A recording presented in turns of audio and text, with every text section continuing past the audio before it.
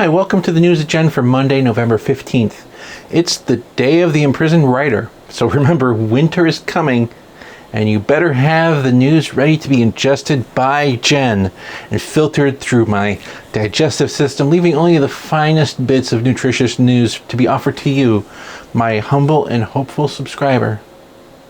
So did you like and subscribe? Because there's a non-zero chance that the subject of our first story has liked and subscribed, and indeed can now contribute to my Patreon. So you should join her if you're so inclined. Are you ready? Great! Our top news story is Britney. Britney is free!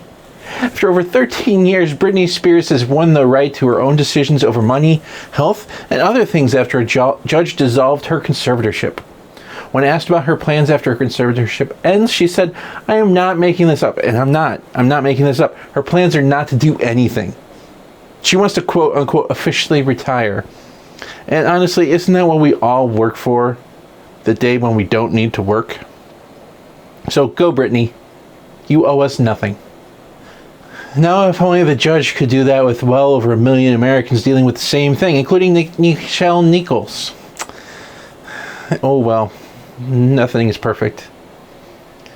Speaking of nothing perfect, in legal news, Washington, D.C., Steve Bannon was indicted under contempt of Congress charges and was arrested today. Bannon, seen here licking his lips after a particularly savory booger, surrendered to his authorities today. So that's good. Bannon said that he surrendered just like his hero, Robert E. Lee. In related news, the January 6th investigatory committee called for former presidential chief of staff, a man who wants to know where the beef is, Mark Meadows. Mark Meadows did not appear on Friday, which was a relief to many of the committee members because it's Friday and they wanted to go home, of course.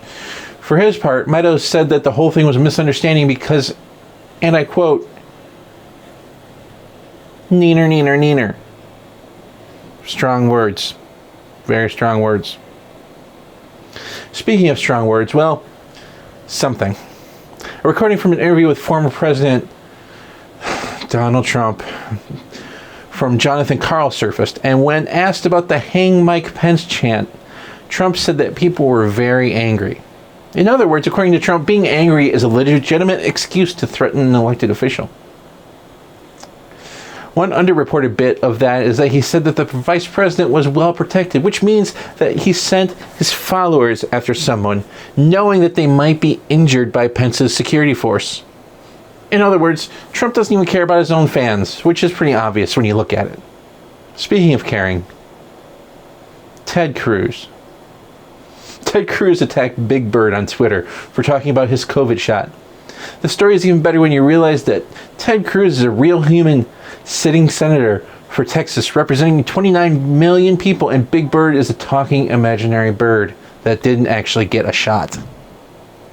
In Cruz's defense, he is a bit jealous that the Big Bird can flee Texas without waiting in an airport.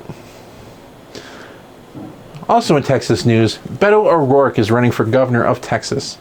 Last time this politician won anything was a sweet kickflip contest, so let's see how that works out for him. Let's move out of the political arena and into COVID news. The U.S. lifted COVID traveling restrictions from visitors overseas for the first time since the pandemic started. I, for one, am excited to meet all the new missionaries from the new religions that have cropped up in the past year. Also in COVID news, Singapore announced it would no longer cover medical bills for those who are quote-unquote unvaccinated by choice. I, for one, think that this is a dangerous precedent. Sure, it starts with COVID, but what happens when someone chooses to get cancer? A brothel in Vienna, Austria is providing COVID-19 vaccinations and supplying a 30-minute session with a lady of their choice if someone gets a vaccine on the on-site clinic. This is really going to mesh with some of the people's needles fetish. In corporate news, Johnson & Johnson announced that they are splitting up the company into medical and consumer goods. In surely unrelated news, Johnson & Johnson recently filed for bankruptcy protection related to reported losses in lawsuits for baby powder that was thought to have caused cancer. This is all even more amazing because Johnson & Johnson is not bankrupt. But who says the letter of the law is important? Portugal banned bosses from texting employees outside of work hours because it was not time that was being paid for. In an unusual move, the United States Supreme Court ruled that the American public shouldn't be told about this. Oops. In cancel culture grift economy news, PragerU has a competitor/friend in the University of Austin, a non-accredited quote-unquote university whose teachers are mostly known for being contrarian dickbags. Sophists, in other words. The original Nihilists. To quote the dude's friend Walter from The Big Lebowski, "No, Donnie. These men are nihilists. There's nothing to be afraid of." Intellectually, this is true, except people give them money. Great. Food manufacturer and company named after someone who really hated masturbation, Kelloggs, is suing their striking employees, saying that they are intimidating people from crossing the picket line. In other words, Kellogg's is suing people for peer pressure. So who wants to join me to sue Kellogg's for their advertising? Speaking of companies doing wild things, Ford is releasing the 2022 Mustang GT 500 Heritage Edition, which celebrates 55 years of the GT 500. Now this isn't unusual. What is unusual is that the company is charging a $10,000 premium for racing stripes. I will be taking appointments for painting stripes on the cars for only $1,000 once I buy a paintbrush, paint, and some tape. In local news, a new casino opened in the Rockford area. The Hard Rock Casino opened its temporary location in the past week in preparation of a building that hasn't even been built yet. It's expected to exist for about 2 years as the other casino is built. The casino had several opponents, including the lobby of Slot Machine Bars, which owns approximately every other building in the greater Rockford area.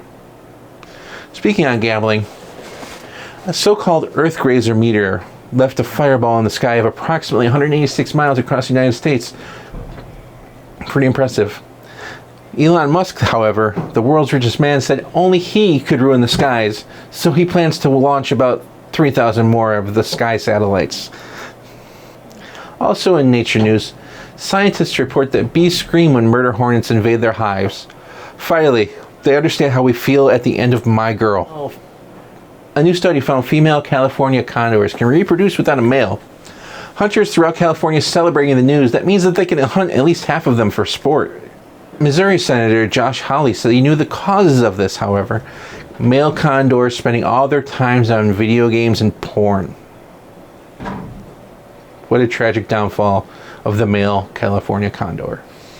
Also all natural, the famed British Thames River, which was previously declared biologically dead due to pollution, now hosts over 115 species of fish, including a venomous shark, which is pretty neat. But no worries, with the coming climate change, I'm sure they'll all die off again soon. And finally, in healthcare news, in Georgia, a woman left the hospital emergency room without being seen after waiting for 7 hours. She was waiting there 7 hours and wasn't even seen, and then billed for $700. The hospital claimed this is valid, issuing that it was weird that people don't expect to pay for waiting room music nowadays. Inflation. It's even hit the Muzak genre hard. So that's the news at Gen for Monday, November 15th. Sorry for the delay on getting this out. This past weekend was kind of weird, but anyway, I'm glad you're still here. Please remember to literally obliterate the subscribe button and like button. And remember, I love you.